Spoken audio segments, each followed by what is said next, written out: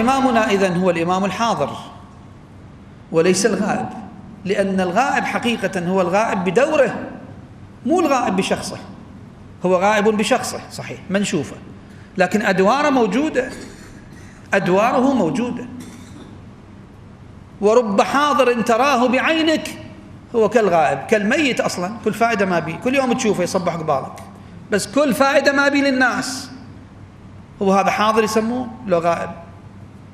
ورب غائب عن عينك لا تراه، يوميا يجيك منه خير، يوميا يأتيك منه رزق، يوميا يأتيك منه دعاء وبركة، هذا سمي غائب.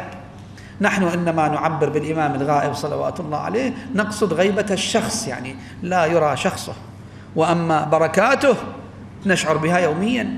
دوره قائم أكثر من أي دور آخر، فهي غيبة شخص لا غيبة أدوار. الأدوار موجودة متكاملة إلا ما استثنيناه اللي هو دور إقامة العدل وإقامة الحكومة الإسلامية الكاملة. هذا الدور مؤجل، هذا الدور مجمد بأمر من الله عز وجل إلى أن يظهر صلوات الله وسلامه عليه.